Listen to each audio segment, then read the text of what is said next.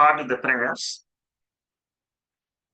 Om Bhadram Karnebhi Shrunuyama Devaha Bhadram Pashye Makshabhiryajatraha Stirairangaihi Stushkuvagam Sashtanubihi Vyasheva Devahitam Yadayuho Swasti na Indro Viddashravaha Swasti na Pusha Vishwavedaha Swasti nastakshorarishthanenihi Swasti no brihaspati dadatu Om Shanti Shanti Shanti.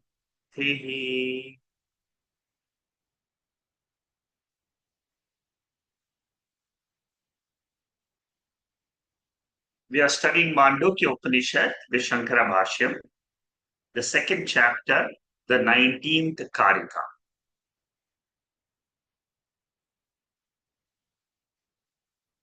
The second chapter mainly focuses on proving Jagan Mithyatvam. The world which we see is an appearance. It doesn't have a factual existence. It's very important to understand the difference between existence and appearance.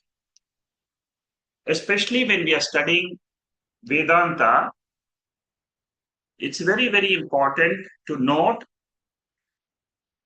existence is Nityam. It is always there. Appearance is Anityam. It comes and goes. Like a magic show or like a dream. So the second chapter tries to prove that like we experience a dream, we also experience the waking state. There are two main reasons which Gaudapadacharya gives. One is Anityatvam and the second is Drishyatvam. Anityatvam means that it is not eternal. The world which we experience is mithya. Mithya means it is available for experience, but it is not there all the time. So drishyam. So world is drishyam. Drishyam means it appears. It is perceived by the sense organs. And the second factor is anityam. It is not eternal. What about I, the observer, the Atma, the consciousness principle? I, the Atma, which is called as Turiyam in Mandukya Upanishad, is Nityam and Adrishyam. Nityam means it is eternal. There are a lot of corollaries after we say it is Nityam. If it is always there, that means it is changeless. Nirvikara Swabhava. Normally, we don't come across anything in the universe which is nirvikara. But Upanishad reveals to us something which is changeless.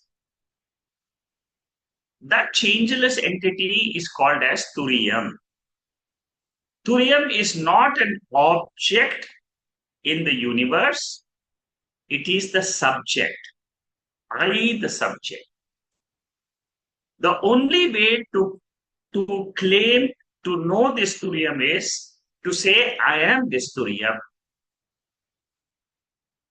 So the overall journey which a seeker has to do in the spiritual path is, normally we start with our feeling that I am the body or I am the mind.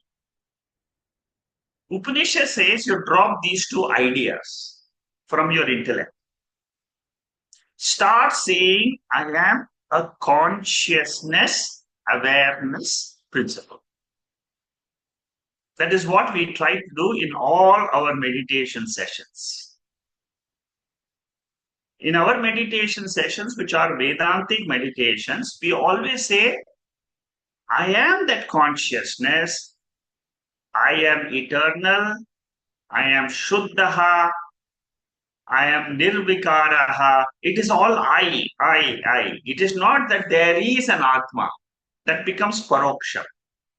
It becomes distant. It becomes an object. When you say, I am the Turiyam, I am the awareness, then it becomes Aparoksham. There is no distance between me and that awareness principle. It takes a lot of time for a seeker to assimilate this knowledge and claim this knowledge. First of all, to receive this knowledge, which is called as Shravana.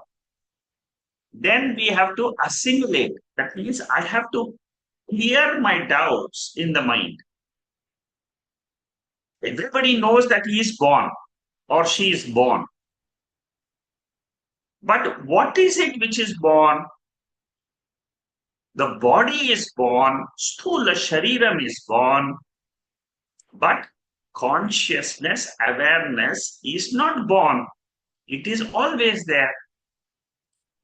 So there is a shift in the intellect which the study of Veda brings about. Many people ask me this question. I have been studying Upanishads, Bhagavad Gita, the Veda for the last 10 years, 12 years with you. But I am not still able to change this in my mind. There are several factors for the success in spirituality. There are many internal factors and there are many external factors. Internal factors means my doubts is one of the factors, which is coming from my own intellect. The second factor is prarabdha. The prarabdha, if it is too strong, it will create a lot of obstacles in the mind. All this is said by the scriptures itself. Externally, I may be able to attend a few sessions. I may not be consistent in my study. That is also an obstacle. So there are several factors. We don't have to worry about those other factors. What we have to do is, with the best of our ability, we'll keep on listening to the scriptures. This transformation is an evolution. It is not a revolution. It's not an immediate. It's like a bud becomes a flower. It takes time. In the night, you see a bud, but when you get up in the morning, it has become a lily. So similarly, the mind has to bloom with the spirituality. With this short background, let me go back to where we stopped last week with our study of the second chapter, 19th Karika. So this is the Karika which we are supposed to start today. First, I will play the recording of this Karika, which is Gaudapadacharya's verse. Based on this, there are a lot of Shankaracharya's commentary. प्राणादिभिरनन्तैश्च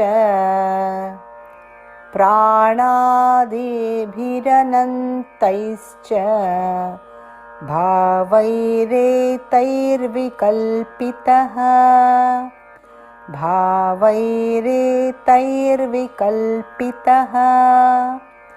मायैषा तस्य देवस्य मायैषा तस्य देवस्य यया सम्मोहितः स्वयं यया सम्मोहितः स्वयं.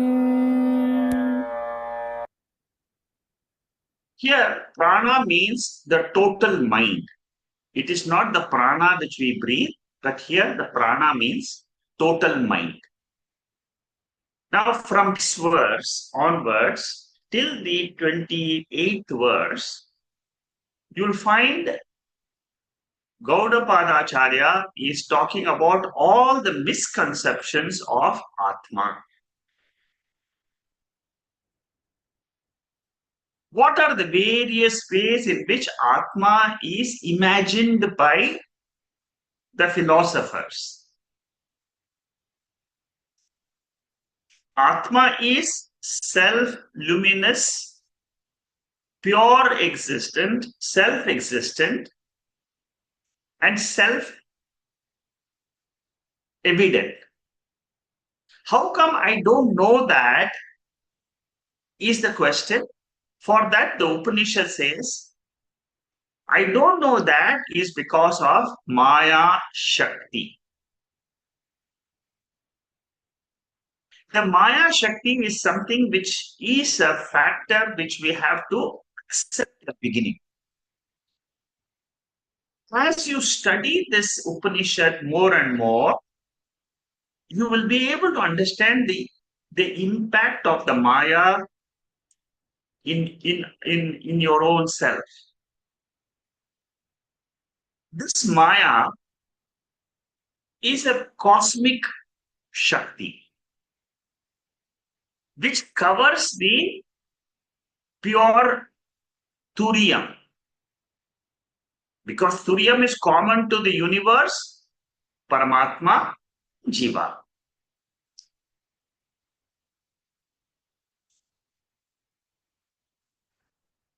Individual level, what covers this Turiya? It is my own thoughts. The moment I get attracted to my thoughts, I become ignorant about my nature. Mind is Maya. It is a amsha of Maya. And in many places, it is said that this Turiyam or Atma itself gets deluded. That means I forget my nature and then I think I am the mind. That is the essence of this Karika. Now, this Karika number 19 is very similar to Karika number 12 of this second chapter, where Gaudapadacharya repeats exactly the same idea. It is the delusionary power of Maya because of which we imagine everything in the universe. And then the mind itself gets divided into the subject and object, which we have seen yesterday in Prashna Upanishad. So the moment I get up in the morning, the mind gets a reflection of that consciousness and then it starts functioning.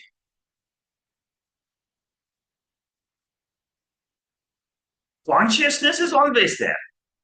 But when the mind wakes up, like a tungsten in the bulb, when electricity passes through the tungsten, it glows. Similarly, when consciousness is there, when it passes through the mind, it glows and it becomes aware. So first it becomes self-aware. The mind becomes self-aware. When the mind becomes self-aware, what do I say? I am. That is the subject. And then what happens? Then I become aware of the entire body, my surrounding, and the universe. So because of Maya Shakti, this Maya Shakti is also called as Mula Avidya or Prajna, Ishvara. This is what is described in the fifth and the sixth mantra of the Upanishad. It's a very, very important concept of Vedanta. The sleep, the sleep state is a very important concept where there is total ignorance. Based on this sleep,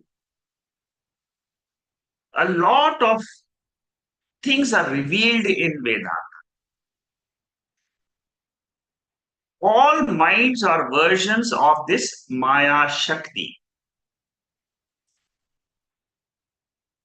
Your mind, my mind, it is nothing. See, suppose you are experiencing some joy, some elation, some emotions in your mind.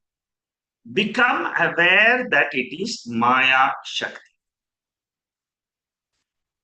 One Brahman with Maya Shakti appears as the three constituents of the universe, which is Jiva, Jagat, and Ishwar.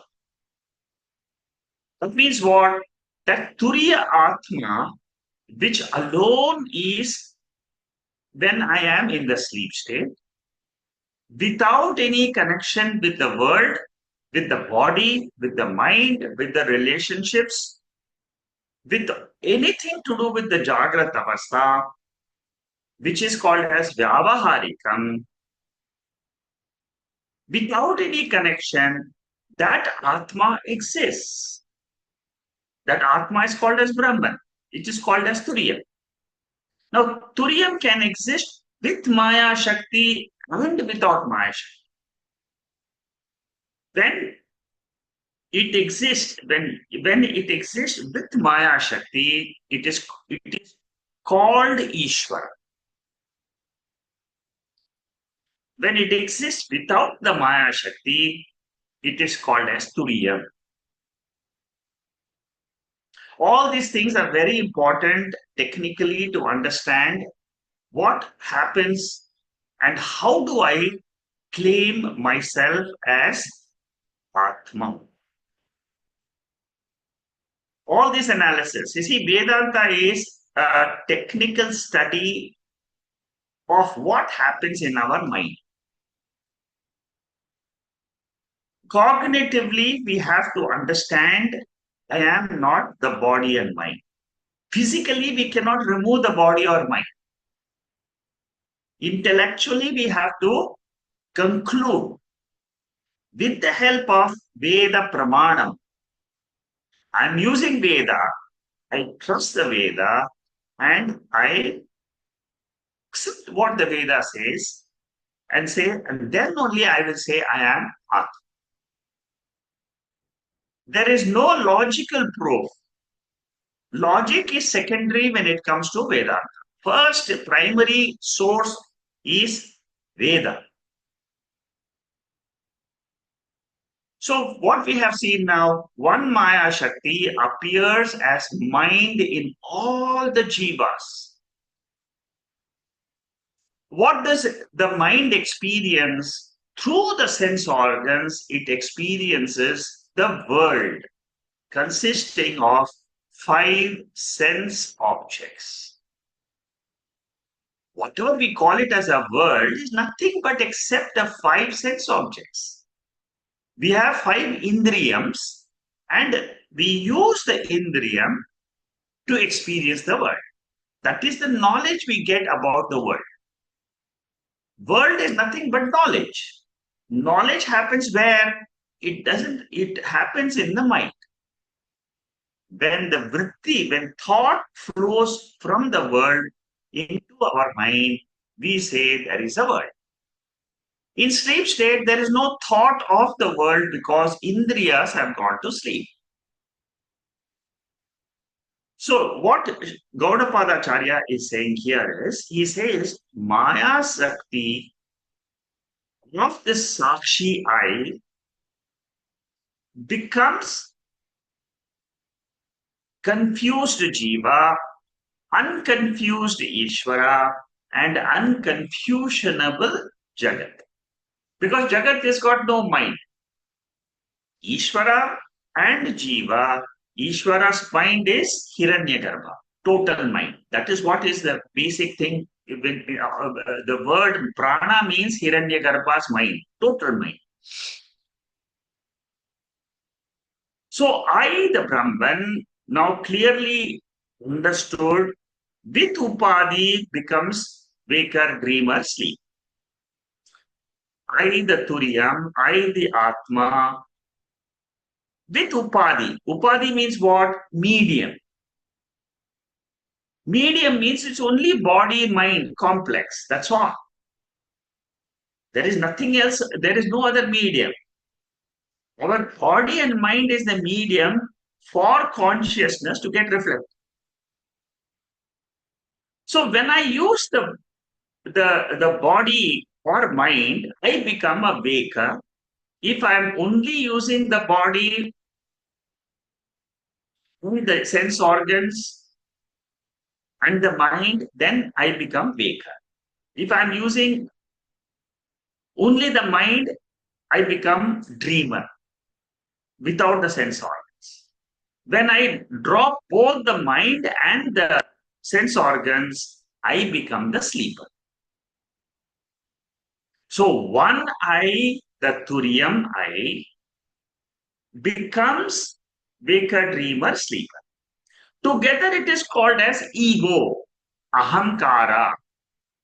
This ego is limited in time and space. Why do we say it is limited? Because you see, the dream state lasts for a short time, waking state lasts for a short time. Every time the waking state goes, the ego of a waker I goes away. Sleeper also, sleeper is 8 hours, 6 hours. Okay, maybe 10 hours you sleep. That is what is called as the ego. This ego is a shadow. It is a shadow born whenever the mind is born. Whenever the mind becomes awake, you say, I am a waker. You go through the experiences. It appears as though the waking state is continuously there. Whereas sleep and dream are just coming and going. That is our experience. That is because of Maya Shakti. There is a power which covers our real nature and projects this as real. In the dream state also we have seen in the first 3-4 verses of this second chapter, we have said that in the dream state, the dream looks very real. Similarly, in the waking state, for a waker, it is real world. When I drop this, and then what happens? It is then I exist. You see, nobody says after one person goes to sleep, nobody says that I was not there. Everybody knows that they were there. Only thing is, I don't know that I am there without the body, mind, and the world. Upanishad keeps on reminding me that that state without the medium called upadhi, that state is the ultimate state which has no death, which has no birth. Our intellect has to shift from I am the body to I am Turiyam. It appears to be very, very big change, but really speaking, it happens all cognitively. Internally, things happen. As my clarity of the Upanishad becomes more precise, my own intellect will say to me, I am Turiya Atma. So Shankaracharya doesn't write any commentary on the first line of this Karika number 9. Atma is mistaken as many forms. That is the second line. What are the forms which Atma takes? How does the Purva Pakshi's question is, how does it happen? For which Shankaracharya writes this commentary. And here he reminds us of Bhagavad Gita, 7th chapter. Daivi Hesha Gunamai Mama Maya Duratyaya Mame Vaye Prapadyante Yametam Tarantite. In Bhagavad Gita, in the 7th chapter, which is talking about Para Prakriti and Apara Prakriti, then Lord Krishna tries to explain to us this Para Prakriti. He also reminds us that it is very difficult for us to drop this Anatma, which is Apara Prakriti. Because why? Of the three gunas.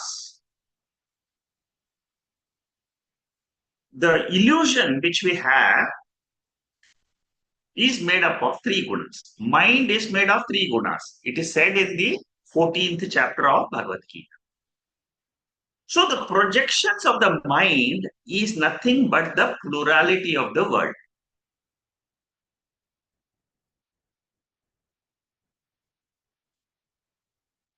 And the thurium which I have in me is the same thurium in the entire being, of all the beings in the universe. The self in me is the self of all. This is one thing which you must remember when you are trying to study and trying to understand the nature of Atma. 13th chapter, 3rd verse of Bhagavad Gita, Kshetrajnam chapi mam vitti sarva kshetreshu bharata. Same thing Gaudapadacharya repeats here. The Atma in all of us is one. Because of Maya Shakti, the mind drives and experiences plurality as per our prarabdha karma. Purusha Sukta also has a wonderful verse. And here, what we have to underline is Ajayamano Bahuda Vijayate. Ajayamano. That means without being born, Turiyam, without being born, experiences the world of plurality. Unborn.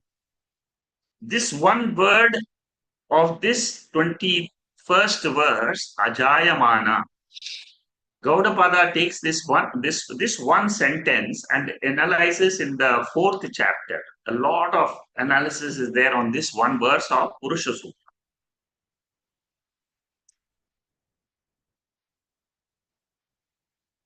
So, Bhagwan multiplies without actually multiplying, means Ishvara, who is a creator of this waking state, without change, because he is also Turiyam. Turiyam has got no change. It has got no vikara.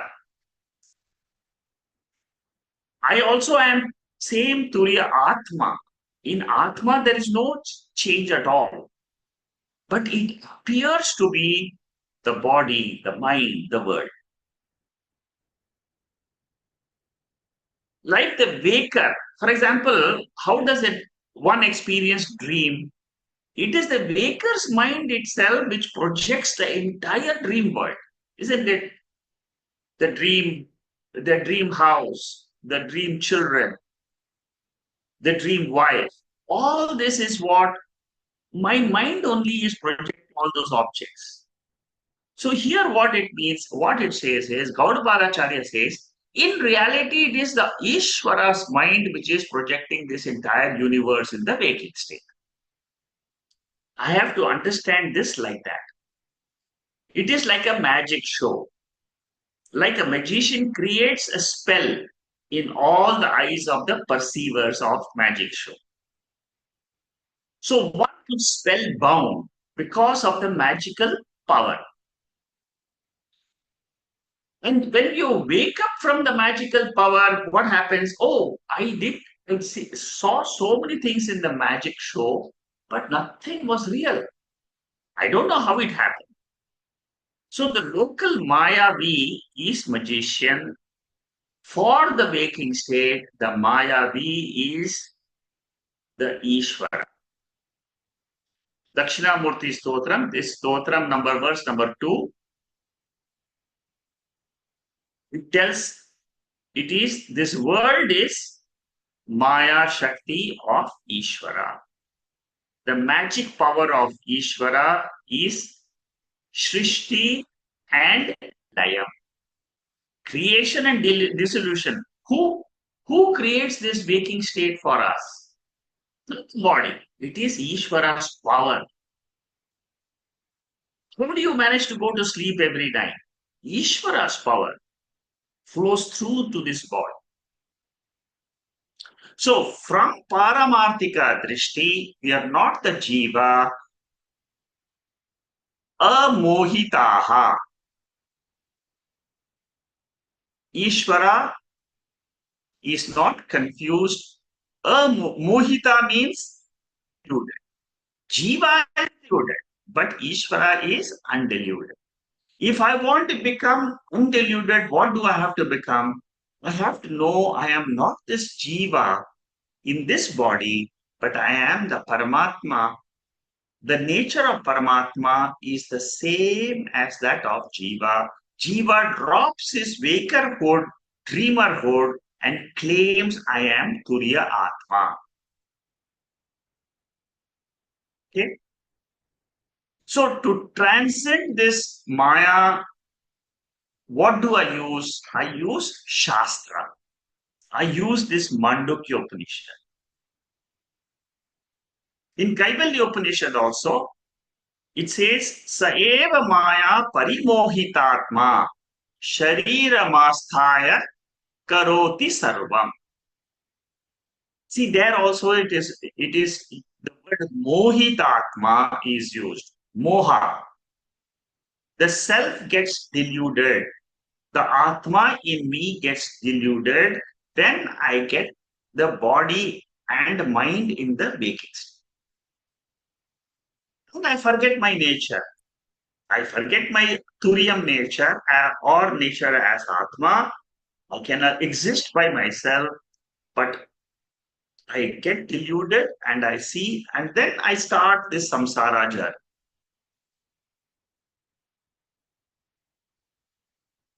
That is what is said in Kaivalya Upanishad. So the Jiva forgets that he is Paramatma or he is Atma by nature, and then he goes into the world to seek gratification from all the objects in the world.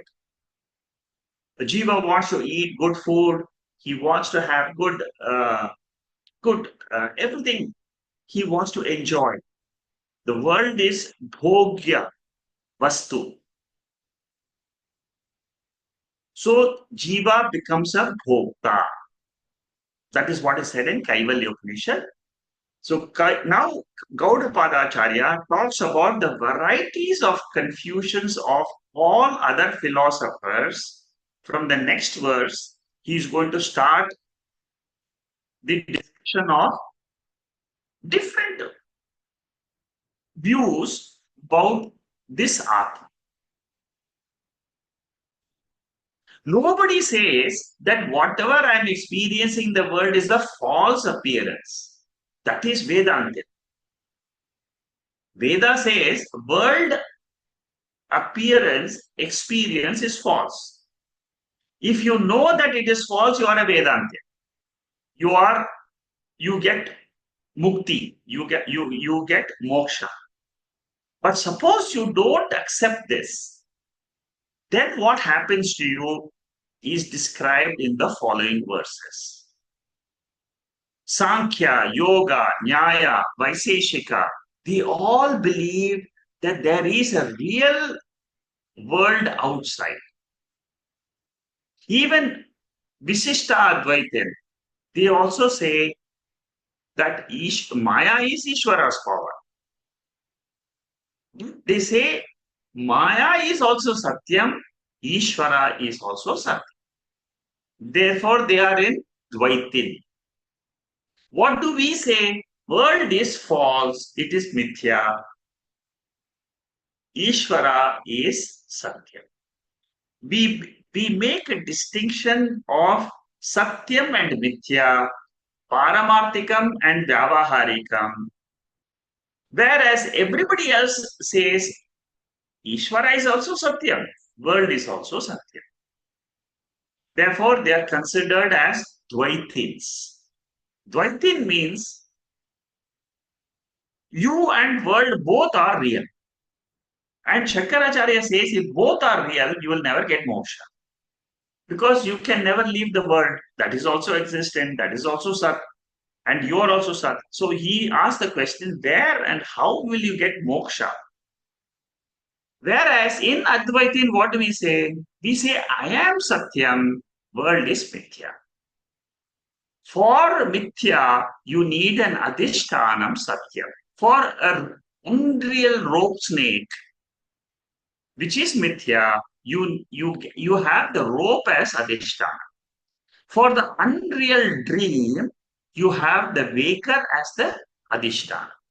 For the unreal waker, Atma is the Adhisthana.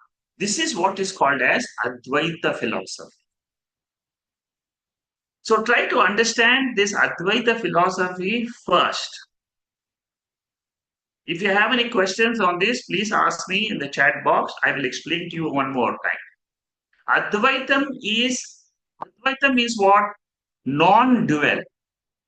There is no second thing at all factually. Second thing appears. Appearances can be of 7.3 billion people or 10 billion people and so infinite amount of objects. As long as it is appearance, it is like dream. In dream, does it make a difference whether you're seeing 10 beings or whether you're seeing 100 beings? Anyway, it doesn't make a difference because it is mithya. So if this aspect of Advaitam is understood, now you try to understand why other people are groping in philosophy.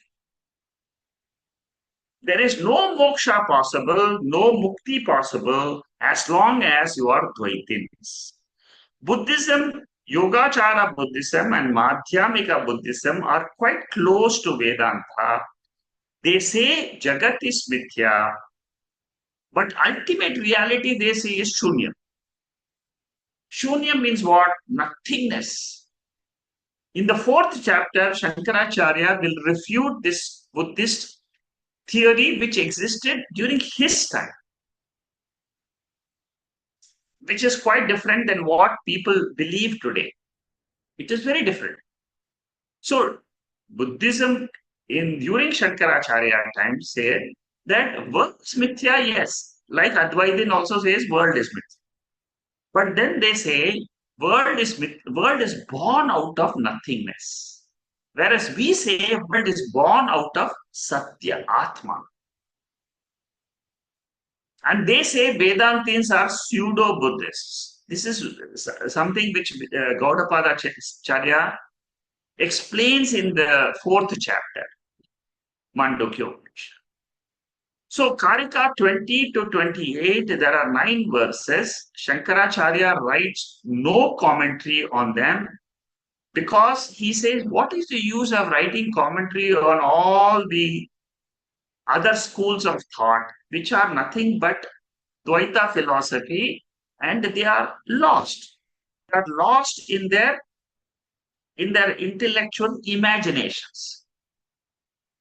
So he doesn't want to comment, but there is a beautiful commentator called Anandagiri who writes a very detailed commentary on these verses, which I have picked up, and you can see it here.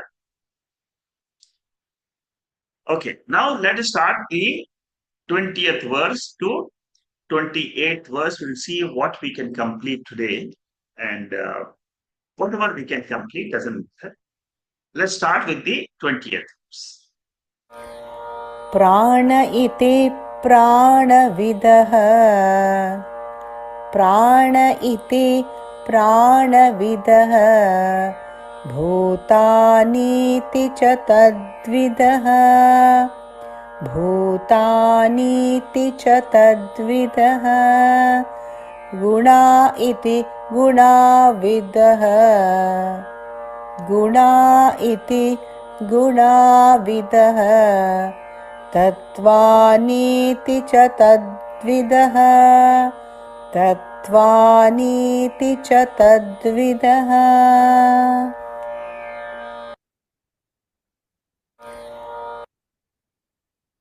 Knowers of prana consider prana to be the ultimate reality. I will explain all this one by one. Totally, there are 35 theories to explain the world of plurality. I have already explained to you the world of plurality is mithya, according to Advaita. According to other theories, we are going to study 35 theories in a very, very brief way, not in a detailed way, brief way. All of them try to explain the same world. Let us start from the first one, prana. Prana means total mind. This is Vaiseshika. Vaiseshika are Tarkikas. They are logicians. Nyaya and Vaiseshika, they are totally logic oriented. What do they say? They say that world is nothing but the mind of Hiranyagarbha, which is called as Sutratma. There is no other Atma. That is one school of Bhutas. Bhutas is Charvak, who don't believe in the Vedas. Vaiseshikas, they believe in the Veda, but they don't consider Veda as primary. They take Tarka or logic as primary. Charvakas are people who who are Nastikas. Nastika means they don't accept the Veda Pramana as a Pramana.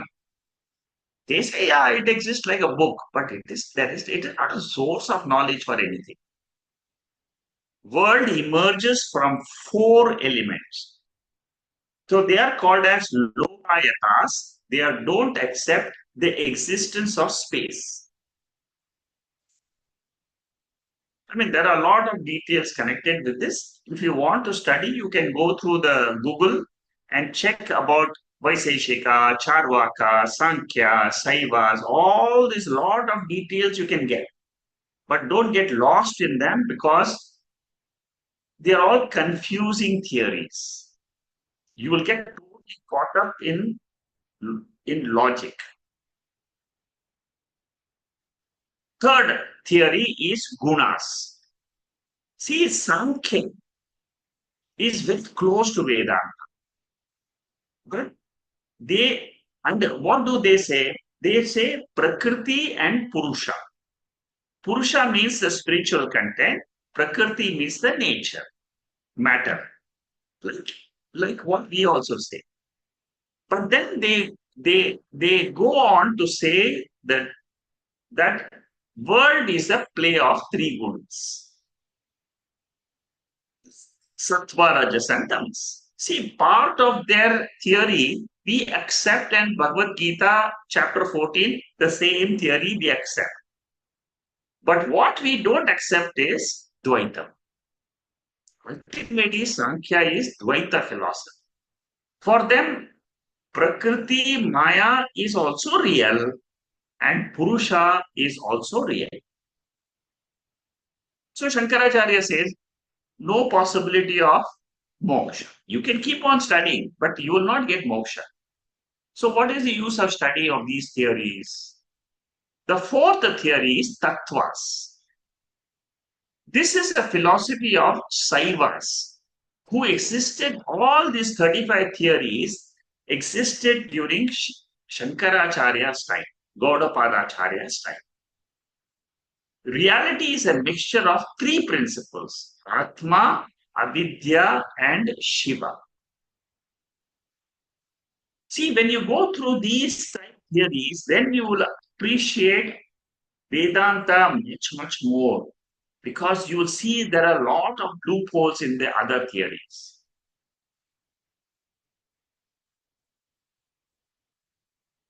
In the Sankhya theory, pralayam means what? The three gunas are in equilibrium. Suppose the equilibrium changes, then creation starts. So right now there is a change going on in Prakriti. Sattva, Rajas, Tamas, Sattva, Rajas, Tamas. That is why we also, mind is also having Sattva, Rajas, Tamas. The mind is nothing but Prakriti. It is made up of three gunas, according to Sankhya films. Okay, so Tattvas means Saivas, who say there are three principles which govern. Atma is one, Avidya, ignorance is another one, Shiva is the third principle. Next verse. पादा इति पादविदः पादा इति पादविदः विषया इति तद्विदः विषया इति तद्विदः लोका इति लोकविदः लोका इति लोकविदः देवा इति च तद्विदः देवा इति च तद्विदः. So we have seen four theories in the 20th verse. We are going to study another four theories in this 21st verse. Three padas, Om Upasakas, very similar to Mandukya Upanishad, Om Upasakas. What do they say? Reality is waking, dream, and sleep state of consciousness. They don't talk about Turiyam. They say waking is real, dream is real, sleep is real. That is Om Upasakas. Vishaya, this is another theory, Vatsayana. What do they say? World consists of sense objects and all the sense objects are real. Sound, form, smell, taste, touch. This is the world. Why are you confusing anything about Atma and so on? So world consists of five sense objects and this is the reality according to this Vishaya theory. Then there is Pauranikas, who believe that lokas are the reality, mythologists. 14 lokas are there, it is the reality. Puranas are saying it, which is very ancient. Bhuloka, Bhuvaloka, Swaloka, Maharloka. All these lokas, 7 upper lokas, 7 lower lokas, 14 lokas are there. So Deva, that is one lokas. So lokas means world of experiences, is reality. See, everybody thinks that the world of experience, if you see a common principle in all these theories, whatever is perceived, they say is real. Drishyam is reality. What does Veda says, Upanishad, what did Mandukya Upanishad says in the Gaudapadacharya? Drishyam is mithya, satyam is adrishyam. Satyam is adrishyam. Next one is Devas. Devas are basically ritualists, Mimamsakas. What do they say? They say Agni is real. Devata, Agni Devata is real. Indra Devatas, they are all eternal realities. God is karma phaladata. So there is a God who gives us karma phala. This is triangular format. Jiva, Ishvara, Jagat. All three are real. This is the view of the ritualists. Next.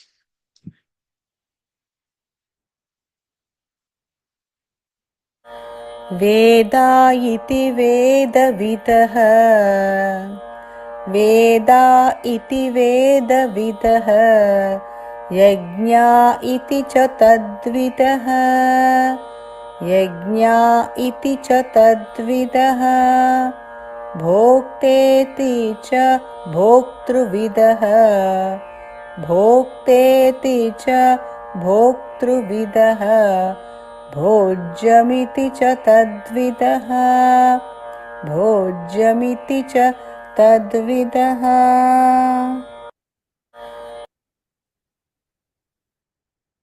Ninth school of thought that it says Veda is the foundation of the universe. What does Veda say? According to Vedantin, Vedantin accepts the Veda for the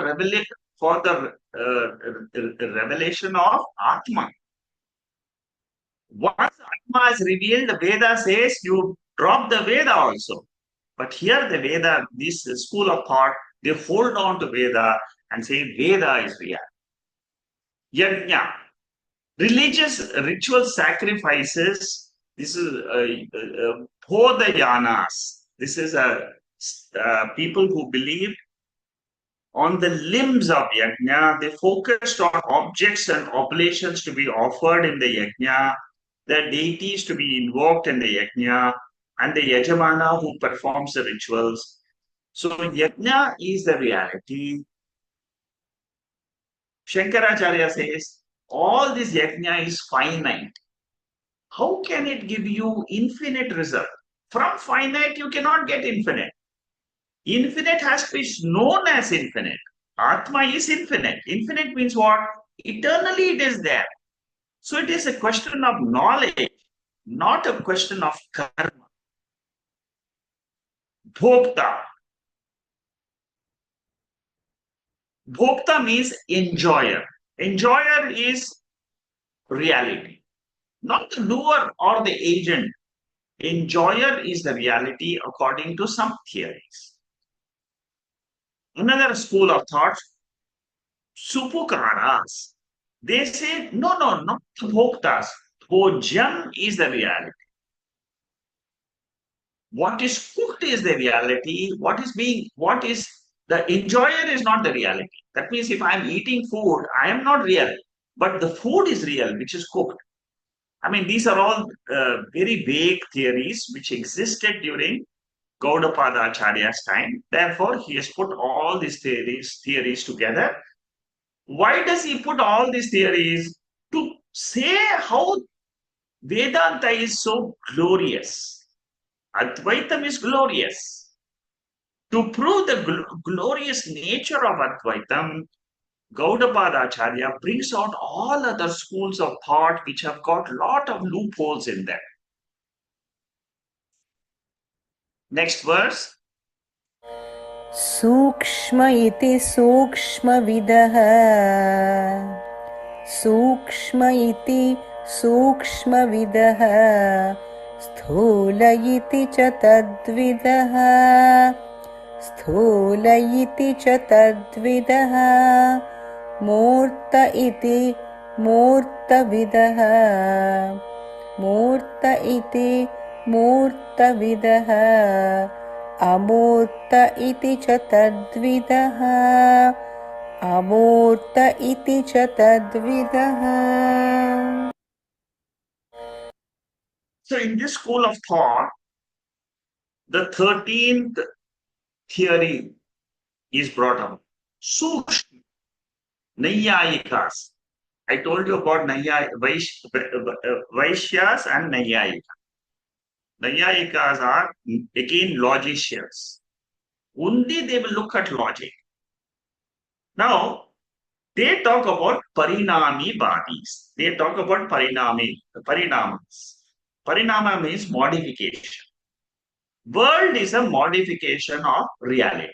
There is only one thing which is real, which is Anu. See, there is something according in the olden days itself, people talked about atomic things. It is a smallest portion in the universe. What about that is the reality. From that only the whole world came. World is nothing but it is a modification of that atom. Madhyama size of parinama is our body. Vibhu, the biggest size of that anu is Vibhu, the universe. So from an atom came this entire universe. Sukshma. This is very similar to our physics, knowledge of physics and how physics talks about the world. Sthula. Next is Sthula. Sthula means gross body is the reality. Lokayathas, a school of thought, they believe that Dehatmavadis. The body is real, Indriyas are real, mind is real. So there is nothing called as Atma, but only this Shariram is real. Next to school of thought, Vishnu and discuss, Ram with the bow, Krishna with the flute, Shiva with the trident. These are all Agamikas, Agama theories. So again, they talked about, each one talks that to be real. Then the next school is Murtha and Amurtha. It is a school of, it is a part of the Buddhist school, which is nihilists. All names and forms originate from formless non-existence. This is what I was explaining earlier. From nothingness, the world comes. Because what they say is, in sleep there is nothingness. What we say is, in sleep there is Turiya Atma. And what they say is, from nothingness in sleep, the world emerges every day. Kala iti kalavidah. Kala iti kalavidah. Disha iti cha tadvidah. Disha iti cha tadvidah. Vada iti vadavidah. Vada iti vadavidah. Bhuvananiti tadvidah. Bhuvananiti tadvidah.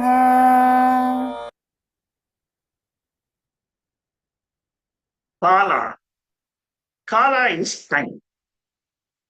Suppose you ask an astrologer, he will say it is everything is time. Rahu Kala. Don't do things in that Rahu Kala. Look for the right time to do things. So whole reality is nothing but time. You do this, you'll get this. You do this at the right time, you'll get reward. So they believe world has come from time, sustained by time, and merges in time, Kala. So time is a measure of change. Changing time can't be eternal, unchanging. What is Veda saying? Nityaha. Atma is Nityaha. So how can Atma be time? Because it is changing. Every hour I feel hungry. Every 2 hours I feel hungry. So there's change. Time changes, it changes the material body conditions. So it cannot be real. This is one of the theories. Kala, according to Vedanta, is a concept born in the intellect. When the intellect wakes up in the morning, time is gone. When the mind is sleeping, there is no concept of time. In sleep, do you experience time? No. There is one mass of consciousness. Disha. Disha means this is a very strange school which talks about directions. Directions are the reality. It's very strange. What they say is you study the sound of birds and the sound of lizards, where that sound is coming from. It is coming from some quarter of the space. Consider space as the reality. So if it comes from this space, that is real. The sound comes from this area, it is real. Sarvodaya Vadins, this school of thought, they are called as Sarvodaya Vadins. They see, there are so many theories. Like I'm saying that Gaudapada Acharya puts all these theories in just to make Vedanta, Advaita Shastra, how scientific it is compared to these theories. Vada. Vada means uh, disputes, or it is a sign of magicians, Dhatuvadins, Mantravadins. They feel that whatever in the world is nothing but it is all mantras only. Because through mantras, they can do magic. Through mantras and chantings, they can conjure so many things. So magicians thought that the reality is nothing but mantras because everything is they construe the world as per uh, as per a creation of mantras only. They feel that art of magic shows is the real factor in the universe. See, whatever our intellect thinks is where it focus on and where the intellect dwells. Wherever it dwells, it thinks it is real. The dwelling of the intellect gives us an impression of reality. Bhuvana, Koshavadins, very similar to Lokayatas. 14 lokas are the only reality. मन इति मनोविदः मन इति मनोविदः बुद्धिरिति च तद्विदः बुद्धिरिति च तद्विदः चित्तमिति चित्तविदः चित्तमिति चित्तविदः धर्माधर्मौ च तद्विदः धर्माधर्मौ च तद्विदः.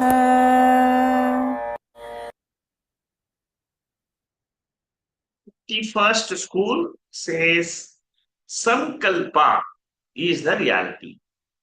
World is nothing but thoughts. Manaha. Without mind, there is no experience possible. For mind is the reality.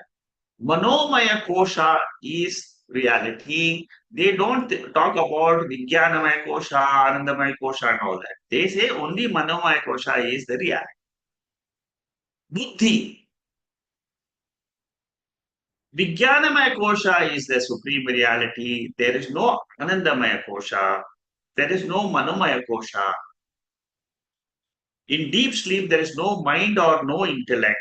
Therefore, they don't regard that as anywhere near close to reality. Reality takes a holiday now and then. So they say that when the intellect is working, that is real. In sleep, there is no intellect. So it is not a real state. Chitta. Chitta means what? Yogachara Buddhists. They say illuminating principle is reality. It illumines the mind and intellect. That means consciousness which illumines our mind is the reality. Mind and intellect, they are inert by nature. They become insentient in sleep, and without the life of consciousness principle, there is no reality. Very close to our Vedantic theory. But what is the problem there? What they say is it is shanika. This consciousness is only born and gone, but it is not nitya. That is the difference between Advaitam and this Yogachara Buddhist. Yogachara Buddhist is very close to Vedanta. But the only mistake they make is they think that the intellect, which has got a reflection of that consciousness, they consider that as real because the intellect thoughts are shanika. They made a mistake of taking the thought as real. Thought has got a consciousness element in it, but it is not the reality. Reality is pure consciousness. Dharma. Mimamsakas, dharma and adharma. Punya and papam is the reality. Virtue and vice. Kathopanishad, Nachiketa asks, what is beyond dharma and adharma?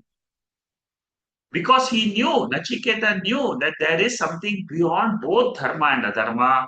But these Mimamsakas, the ritualists, they believe that dharma and adharma is the only reality. Creation is ordered by the actions of the past. Dharma depends on adharma. But what Shankaracharya says is, dharma and adharma are not eternal principles. They are, as long as you are in Dvaitam, they are true. But Dvaitam will not give you moksha. पञ्चविंशक इत्येके पञ्चविंशक इत्येके षड्विंश इति चापरे षड्विंश इति चापरे एकत्रिंशक इत्याहुः एकत्रिंशक इत्याहुः अनन्त इति चापरे अनन्त इति चापरे.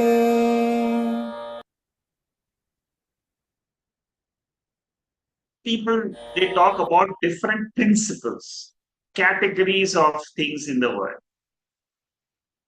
Panchavimshaka, Shadvimshaka, Ekatrimshakaha, Ananta.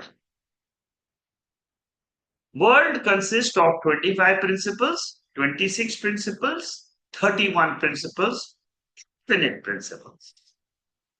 Sankhya talks about 25 principles. There is one Mula Prakriti, which we call it as nature. From that Mula Prakriti, there are 7 Vikritis. Prakriti is one. Vikriti means modifications. What are the modifications of that Prakriti? Maha, Ahamkara, and Tanma. Mahat means intelligent principle, which is the cause of our organs of perception. Ahamkara, from that comes Vikara. The Vikara of that is, Ahamkara means the ego. From ego is born the organs of action. Then Tanmatras. From 5 subtle elements, we have the 5 sense objects. From the 5 sattva aspect, we have the mind. See, we take some of the principles of Sankhya in Vedanta. That is why in Bhagavad Gita, 2nd chapter is called as Sankhya Yoga. And then we use the Sankhya creation theory in the 13th chapter. So one Mula Prakriti has got 7 modifications, 5 plus 5 plus 5 plus 1, 16 vikaras are there. And then what happens? There is Prakriti and Purusha, two major principles, but 25 principles together is the reality. For them, both are real. It is a problem. Then yoga philosophy adds Ishvara. In Sankhya, it is Nir Ishvara philosophy. Sankhya is Nir Ishvara. There is no Ishvara, there is no God in that philosophy. Whereas in yoga, it is Saishvara. That means there is Ishvara Tattvam is added. Patanjali Yoga Sutras talks about Ishvara, but what happens is, in the end, he says, Ishvara is also real, the Jiva is also real, therefore there is Dvaita. Dvaita means, from our Vedantic point of view, there is no moksha. Then Pashupatas, they talk about 31 factors, and there are uh, I think the Pashupatas, they talk about 36 factors, no, 31 factors, 36. What are those 36 factors? Reality consists of 36 principles. I have listed out the principles here. Happiness, Sadashiva, Ishvara, Vidya, Purusha, Maya, Kala, fate, Kala as an attribute, ignorance, attachment, Kirti, ego, mind, organs of perception, organs of action, tanmatras, elements. See, when you study all this, what happens is they are only trying to put together a few things in creation, and they say that all this is reality. And there are many people who says infinite principles are there, ananta categories are there. And what does Gaudapalacharya do? What he says is all these principles, he says, is Maya.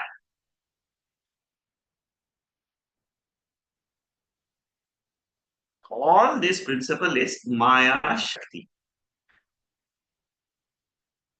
And that is a common answer for all these theories. Everything which these people they talk about is nothing but Shakti of Maya. Next one. लोकान् लोकविदः प्राहुः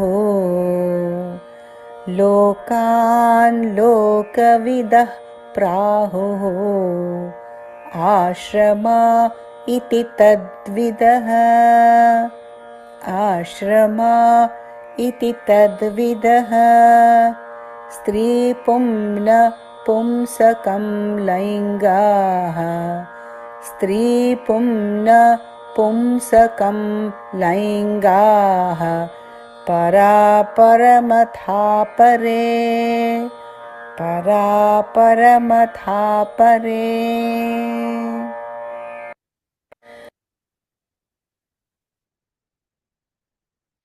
The fourth, 29. The 29th theory is of Laukikas, worldly people, social workers, politicians. They say they are the people who make us happy. Therefore, service to the society is the only reality. A lot of people they believe in this, even today. They say don't talk about God or don't talk about Atma and all that. Just keep on serving the people, and that is. Therefore, service is reality. Prahur Ashrama Vadins. Ashrama Dharma is the only reality. Ashrama Dharma. That means you are a Grihastha, do the Grihastha Dharma, that is reality. If you are a Brahmachari, do your Dharma, that is reality. You are a sannyasi, you follow sannyasi dharma, that is the reality. Only reality, nothing else. Don't talk about any Atma or Turiyam and all that. Stri Pumsakalinga.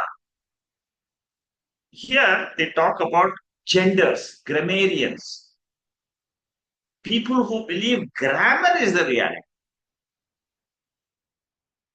And what do they say? God made male, female, and neuter genders. So therefore, it is gender is the only reality. There's so much of science behind genders in grammar. Param param. Param aparam means Vedantins higher and lower Brahman. Atha pare means others. So finally he ends as param aparam, which is Veda. सृष्टिरिति सृष्टिविदः सृष्टिरिति सृष्टिविदः लय इति च तद्विदः लय इति च तद्विदः स्थितिरिति स्थितिविदः स्थितिरिति स्थितिविदः सर्वे चेहतु सर्वदा सर्वे चेहतु सर्वदा. Here in the 28th Karika, you see the last sentence. Sarve cheha tu sarvada. That means what? All these ideas are only imaginations in all these 35 theories are nothing but they are theories. They are intellectual concepts. But where are these born from? That is what is more important. It is born in the Atma, it exists in Atma, it resolves into Atma. So, according to some theories, the reality is Srishtivadin, Sthiti-vadin. They don't talk about our type of Srishti, Sthiti, and Laya as Maya Shakti. They say that is another school of thought. Creationist school of thought. They talk about continuous creation going on. Or they talk about Ahamkara or Tanmanas. Sthiti-vadins means people who believe that sustenance is the only reality, not Srishti. You see, there are some people who believe creation is the reality. Some people who believe sustenance of the creation is the reality. And others feel that layam, everything anyway resolves into nothingness. That is the reality. These are the different schools of thought. And Shankaracharya writes a commentary on the 28th verse. What does he say? He says, 34 theories of reality and the world are only imaginations. Creation is nothing but Karana Ishvara and Karya Prapancha. Ultimately, in Vedanta, what do we say? The third pada is Ishvara and creation is nothing but Karyam, product of Ishvara. Ishvara is the Karanam, the Bija, and creation is the. So creation is Karanam and Karyam. Karyam means products, the first and the second pada. That means the waking state and the dream state is the product. Karyam. Karanam for this product of waking and dream is the sleep state, which is the third pada. This is our school. This is Gaudapada Acharya's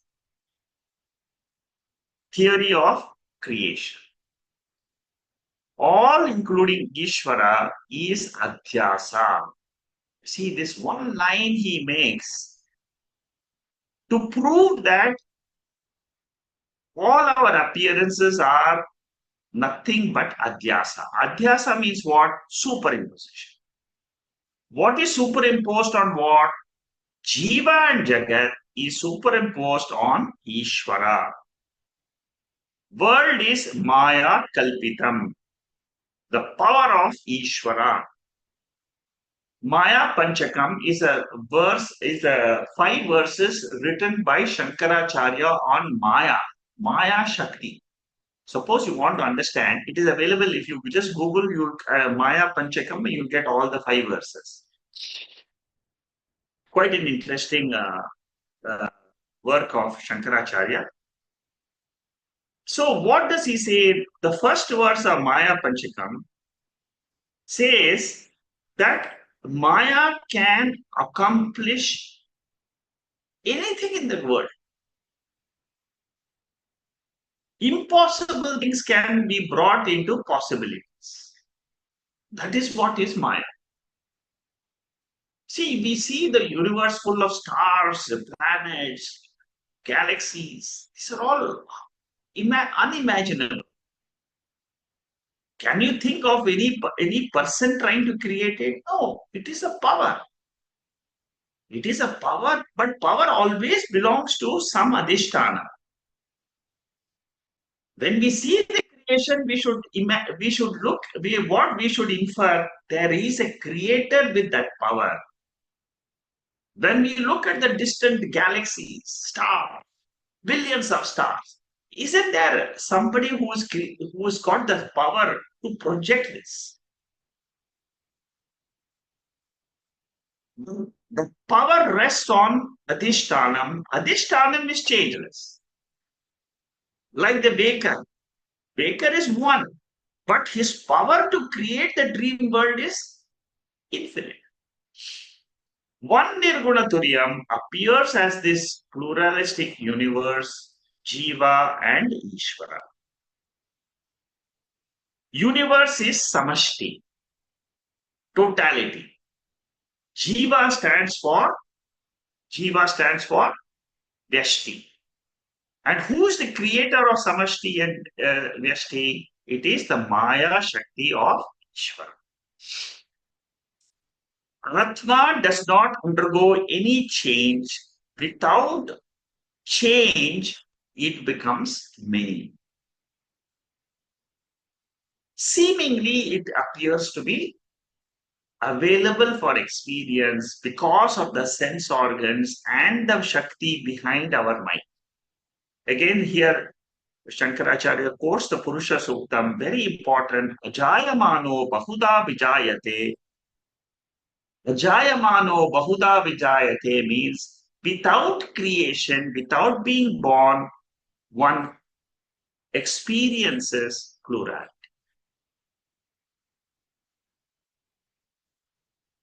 Karanam is Ishvara, Karyam is the universe. Karanam is also Mithya. Karyam is also Mithya.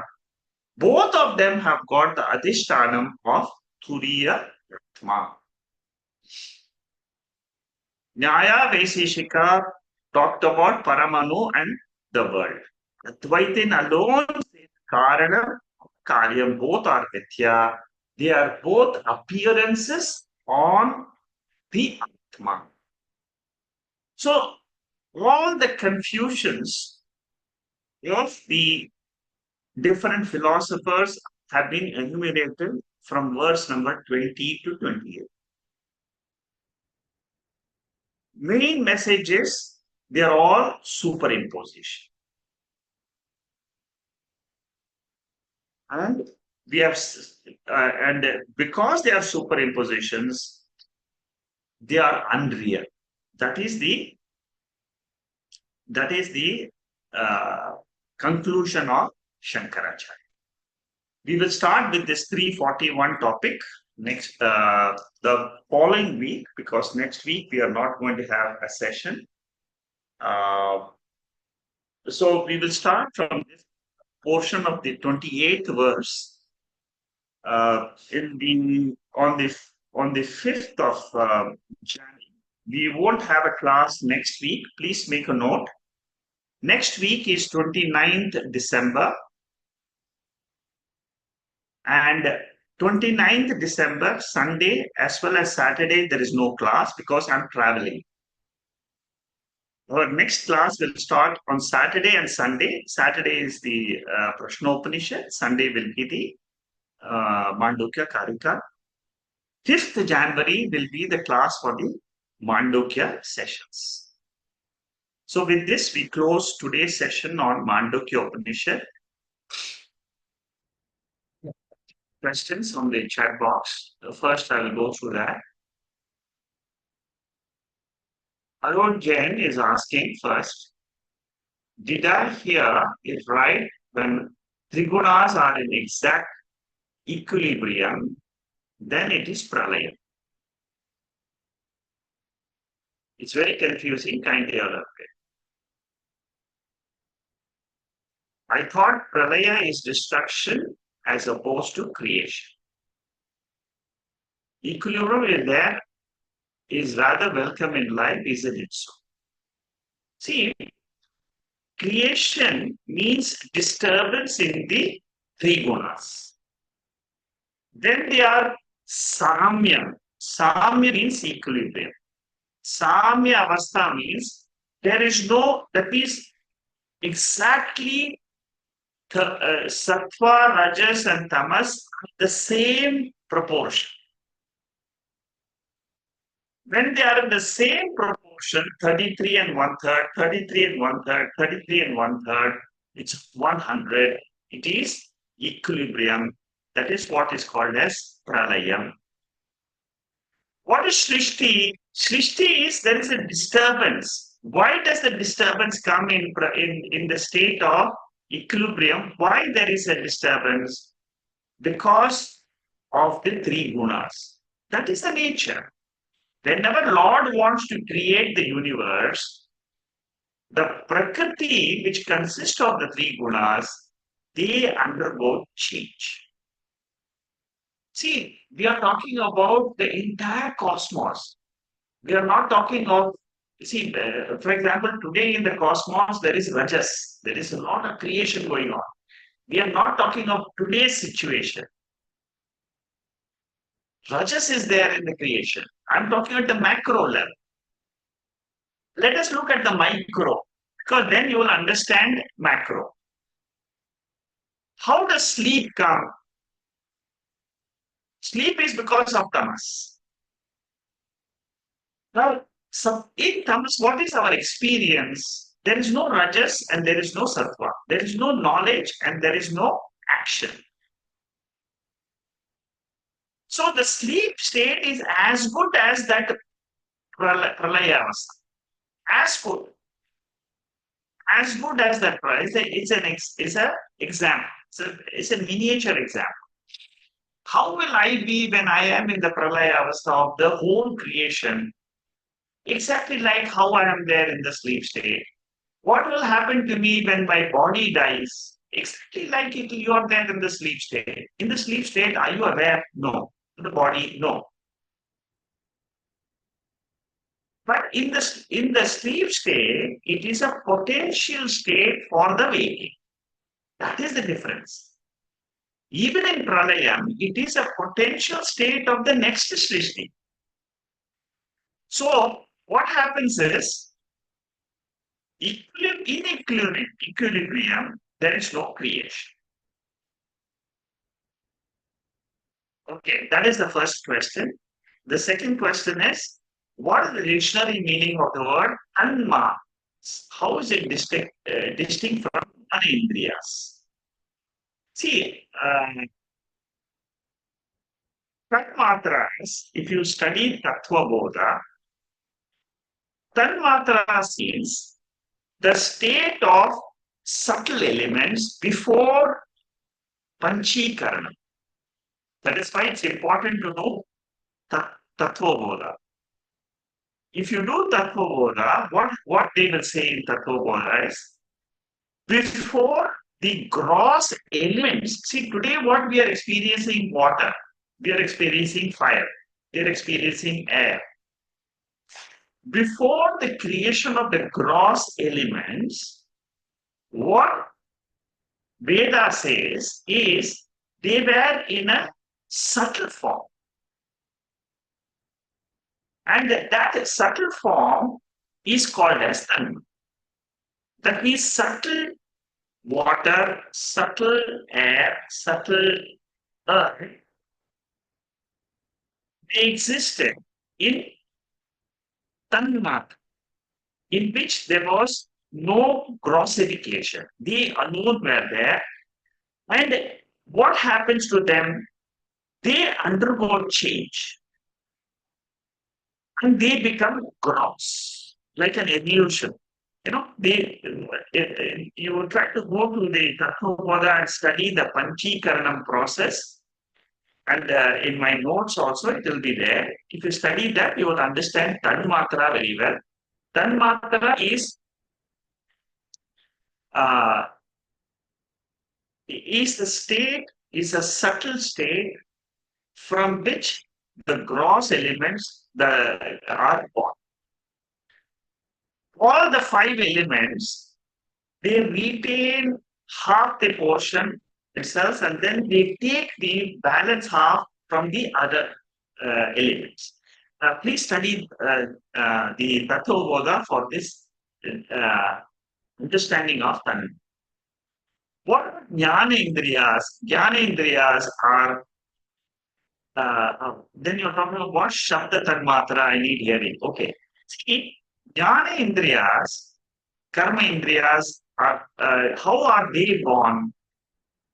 From Sattva aspect of the Panchabhutas, each Panchabhuta, from each of the Sattva aspect of Panchabhutas, Jnana Indriyams are born. Eyes are born from the Sattva aspect.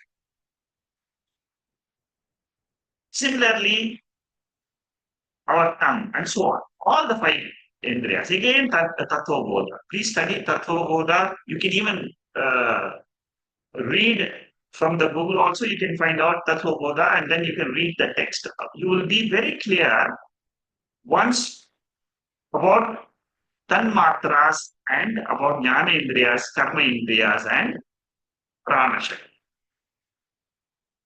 The totality of the Rajoguna,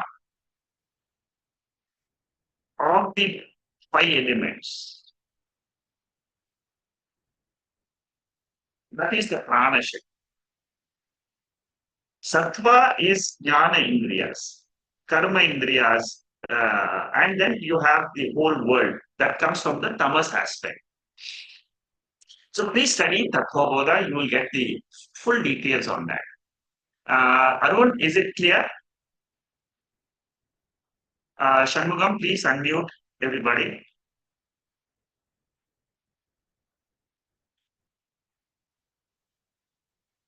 Yes, sir. Thank you very much, sir. Very helpful. Yeah. Okay, good. Next is Venkatesh is asking, what's wrong in Jiva wanting to enjoy the world for long as the body remains, even as it knows that it is Anitya? You can enjoy it, but the problem is you won't be fulfilled in life. Fulfillment will come only when you know. You will always remain unfulfilled in life. I enjoy, but the problem is this comes in Shankaracharya writes a very beautiful commentary in Aitareya Upanishad. And he says there in Aitareya Upanishad that all our sense organs have got hunger and thirst. None of the sense organs are fully satiated. Never. It is our nature. The nature of creation is, in that Aitareya Upanishad, it talks about the Devata creation, and then the Devatas also had hunger and thirst. And when they entered the sense organs in the Veshti Shariram, they brought together the hunger and thirst, what the Devatas had, they brought it to the sense organs, five sense organs.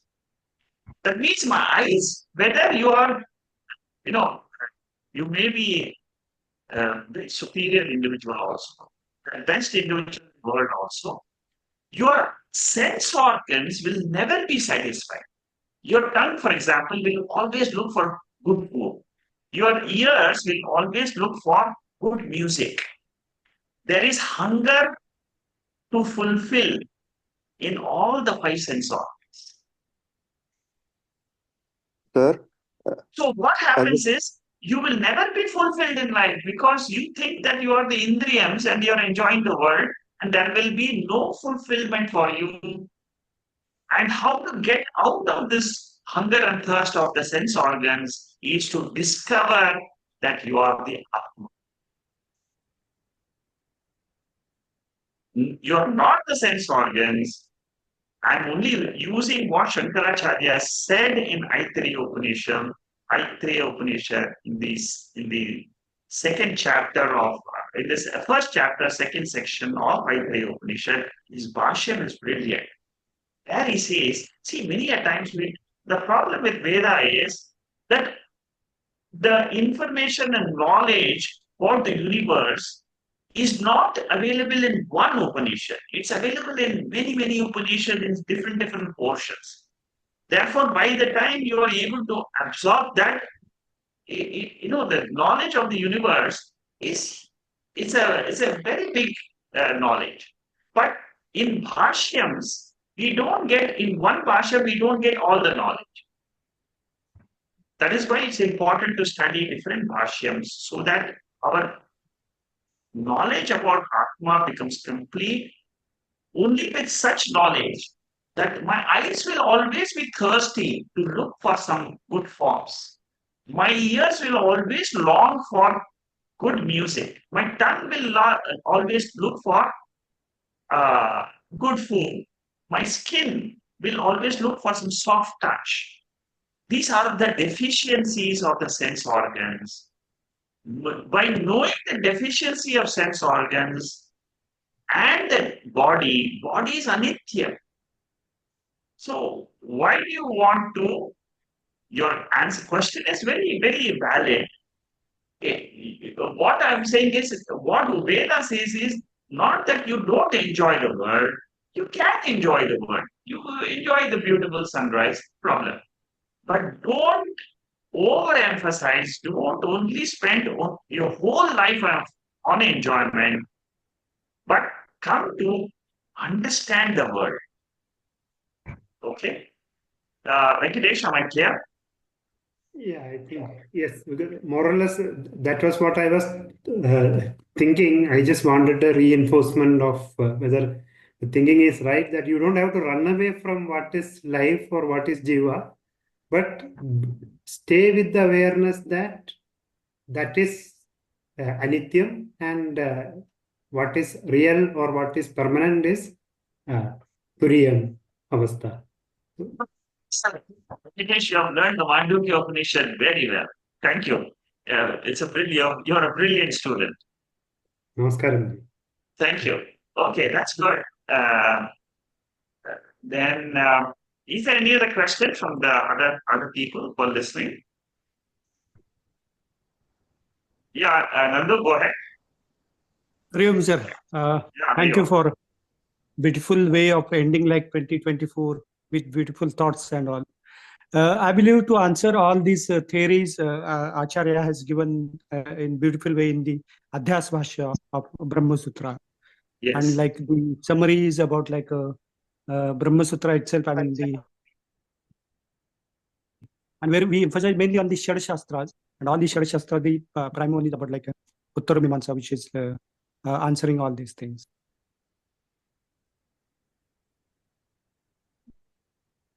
So, Yeah, I mean, there itself we are getting like all the answers for all these things, and I as per my understanding, I think the Sankhya was the more powerful, and which was defeated with the acharyas like knowledge and all, and that itself I think giving us as a like a summary, like all of these the different theories. See, Gaudapada Acharya's 10 verses which we did today, it gives you in a small way, it opens your mind for Sankhya, Yoga, Nyaya, Vaiseshika, Buddhism, and all other theories which were existing during Shankaracharya's time. It is a small glimpse of what happened, what were the theories. See, when you analyze these theories, today they may not exist at all, but it helps us to understand Vedanta much better. That is why it is good to learn this in the fourth chapter of Mandukya Upanishad. A full elaboration of this is given. What he has done here in second chapter, he is going to elaborate this in the fourth chapter.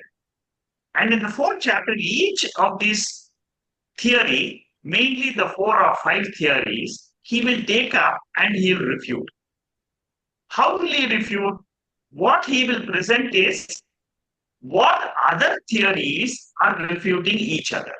For example, yoga will refute Sankhya. Nyaya will refute Vaiseshika. So he will present each other fighting and trying to give how the other fellows are fighting with each other. Ultimately, what will Shankaracharya say or Gaudapadacharya says? Ajati Vada. He says there is no creation, it is only projection. Projection by the Lord, exactly like how we project our dreams. So nothing is factual, it is only projection. You go through the life, it is designed by the Lord for the purpose of the body's existence in this universe. And then you also know that I am out of this creation as pure. The real benefit of Veda comes when you say, I am the Turiya Atma, I am the Bhuma, I am the pure consciousness. If that knowledge you are able to pick up and hold on, you see, many times what happens is we get glimpses of this Atma, but we are not able to have a nishtha. We are not able to hold on. We understand Atma. We understand when the class is going on, we understand. It is only in Shravanam. Shankaracharya emphasizes this point again and again. Only in Shravanam, when you are listening to this Bhuma Vidya, immediately you should say, I am of that nature. Your hearing should be, I am Bhuma. When the class is going on, I am the Turiya Atma, I am the Bhuma, I am that Atma. When you hear a proper listening takes place, moksha is instantaneous. I am that pure consciousness. Everything in the world is mithya. That the benefit of mithya description and adhyasa as the prime teaching of Advaita Vedanta, you get only in Shankaracharya's Adhyasa Bhashyam. That foundation, if you have correctly, I tell you, most of the doubts of studying the Upanishads, they all vanish. Because at the back of your mind, your intellect, buddhi, will always apply the Adhyasa Bhashyam everywhere. And the moment you apply the Adhyasa Bhashyam, waker, dreamer, sleeper, it is all superimposed on me, the Atma. Our whole life, in the end of Adhyasa Bhashyam, Shankaracharya says, our whole life is only Adhyasa. There is one commentary I'm just finishing on Adhyasa Bhashyam. It's about 400, 500 pages of Adhyasa Bhashyam. It's a very intense commentary on that. If somebody is interested to read it, I will circulate it after some time, after a month or so, because I will be finishing that. It's a very, very beautiful. It's presented in a very different way. In my website, there is an Adhyasa Bhashyam notes, but what I have written now is in a slightly different way. Again, presented by Shankaracharya only. But keep reading the Adhyasa Bhashyam and keep revising Atma Bodha. The moment you just read the verses of Atma Bodha. You don't have to spend time. When you read Atma Bodha after the Upanishadic study, then there is a change. You will be understanding Atma Bodha much, much better. It is a simple text of Shankaracharya, but when you read Atma Bodha, you will feel that that is the Atma which I have learned. So, two books, one is the Adhyasa Bhashyam, another is the Atma Bodha revision. Okay, any other questions? Yeah, and sir, the Turiyam word, I believe, is only referred by Gaudapadacharya and Shankaracharya in all the commentaries, but none other theories, I believe, it was this word is came as a Correct, you Turiyam. are right. Only in Mandukya Upanishad, the word Turiyam comes in. Like, for example, today I said in Chandogya Upanishad, in the 7th chapter, 24th mantra, 24th section, first mantra, the word Bhuma comes. Bhuma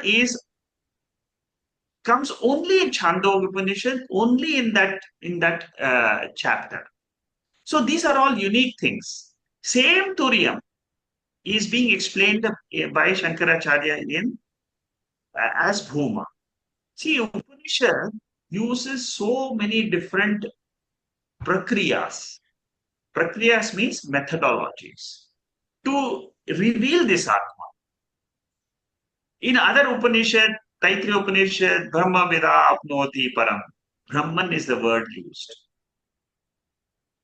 So Turiyam, Brahman, Atma, Bhuma, all these are talking about one Vastu. You see, you must remember, this Brahman or Turiyam is an entity.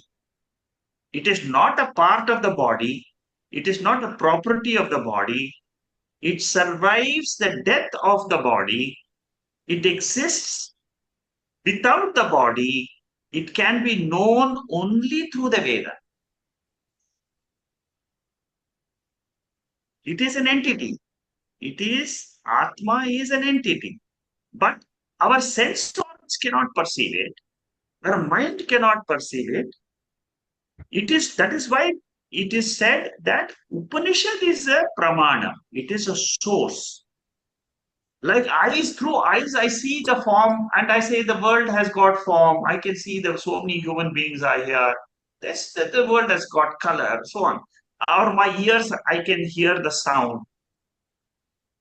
For this Atma, there is no other pramanam except the words of the Upanishad. That's why whenever you are thinking about Atma, you should have the words of the Upanishad in the background. Before starting any meditation, read one verse. Any verse you like. Could be from Bhagavad Gita, could be from Upanishads, could be from any aproksha anubhuti. I'm circulating those chantings every day in the last 4 or 5 weeks. You might have, if you are a member of that chanting group, where I play the broadcast. It's a broadcast video where you get the chanting of important topics of Atma. There, the focus is on Atma. So even in Aparoksha Anubhuti, you will find that there are verses which come straight away. It will tell you, you're not the body, you are the Atma. You're not the mind, you are the Atma. So Atma is an entity. It exists. And that is my real nature. All Upanishads have got only one message, to reveal that Atma. Okay, I was getting lost a little bit. Nandu, so good, very good. You brought up something and it was nice. Anybody else has any other question? Hariom Shekhar ji, Vijaya this side. Yeah, Vijaya. I couldn't join on time. I joined a little late today because of Yeah. health. But the just before the meditation, maybe 15 minutes is where I joined. And We played 10 verses of yours. Very lovely chanting you did for Mandukya Upanishad. yeah, thank you, thank you. What it I just took this sentence and suddenly my antenna opened up. You said that the Maya is the creator, and also it is the Karanam and it is the Karyam. That's where you ended, and not the Brahman. So it just struck to me that, but we never say Maya to be the Karanam Karyam. It is the Brahman who's the actually Karana Vilakshanam. That's Brahman. How is it possible? But after hearing the meditation session and the question answers, I think what I missed is this part wherein this session, which I missed a bit, I think he is unveiling or getting the connection of these three concepts. One is the anityatvam, that is the mithyatvam of Maya, and Maya being the aropa or the superimposition on the adhyasa. And the third one is the ajatatvam, ajatavadam of the adhishthanam. So when I'm having these three concepts and rope in, circle them out, how beautifully Shankaracharya is telling that, well, there was never a creation, nor there will be, nor there is. So how beautifully he is concluded. I think very subtle, one of the subtlest conclusions I heard where, yeah, you are experiencing the world. Somebody said that why should I not Jiva enjoy? Of course you can enjoy. Unfortunately, it is running after the mirage to drink water. You are happy to run and drink the water, but you will never get the water. And how beautifully he has come to a conclusion that all this enjoyment is a myth. It's not there, and all this pain also, suffering also is not there, and it is just that 1 second you unveiled. It's actually today's session you just unveiled that all the superimposition, adhyasa, if I read that concept very clearly, it is the shadow on the Brahman. Brahman is definitely the reason, adhishtanam, on which I superimpose the snake. But snake never existed. We have been reading and reading and reading, but how subtly, Shekharji, today it's a clean sweep by Shankaracharya saying that how foolish I was, thinking that there is a snake and I have to be fearing the snake and I have to enjoy this and I have to be fearing that, I have to have anxiety. But he says, none of this is true. None of this is true. It is just Brahman and Ajativada. It is Nirdvandva. It is Ekameva Advitiya. It is and it is an actionless. It cannot act. It is associationless. It cannot be associated. How can that actually be even the Karana or Karana? And that's the reason why he roped in saying that it looks like Adhisthana, it is Adhisthana, but unfortunately it is Karana Karya Vilakshana, because it is not the creator as such. It looks as if it is supporting being Adhisthana, but it is all the doing of the Maya, and that unexisting Maya is the doer. Such a subtle revelation, but a very, very strong session today. I will definitely read the leftover part of 40 minutes or so of the session to get the grip of it. But I think it's like knock on the head today. Thank you very, very much, Shekharji. Thank you. Thank you, Vijay. You summarized so beautifully, and it shows your clarity of knowledge. This is amazing. Excellent, Vijay. Your depth of understanding is really amazing. I appreciate your bringing up in such a beautiful way the teaching. This is all Shankaracharya's Bhashyam. That's all. The Bhashyam transforms a seeker from a junior level to a senior level. You see that we all start as very, very childish people trying to get into spirituality. But the growth comes so fast when you do this Bhashyam study, because there are small teachings of Shankaracharya which opens up completely the that sphere of uh, uh, the sphere which was closed for you completely opens up. Totally opens up. It just says, okay, then what you do is you go deeper into yourself, more deeper, more deeper. The beauty of Advaita Vedanta is, as you study, you will go deeper in your study itself. As you study deeper, your conviction goes up. You will feel, yes, what Veda is saying is the truth. Yes, it is the truth. Like you are saying, it is all Maya. Maya is deluding us. But there is a way out. Mama Maya Duratyaya. Yeah. Seventh chapter beautifully says, it's difficult to cross, but it is not impossible. Yeah. So, our study of Bhashyam makes this Maya Shakti, it will still delude you as a jiva. See, after study of Upanishads also, the problem is that jivatvam still continues and illusion still continues. But with an awareness that this is not really there, which is what you summarized very well, and I really appreciate the way you put it across. Good. But one more addition, Shekharji, if I may be allowed to. Earlier, whenever there is an example which has been given, when they say that there is a fisherman who throws the net little far from him. So the fishers who come closer to the feet of the fisherman always escape the net. And it is like a bhakta. When he thinks about the Lord and he's at the lotus feet of the Lord, he escapes the Maya. And that's what you were trying to say, that Mama Maya Duratyaya. So Mame Vaishati. So you give your mind and buddhi to me, and you could take the Sharanagati, and Tarantite, I will take you, I will transcend you out of the Maya. That's what Lord promised in chapter 7.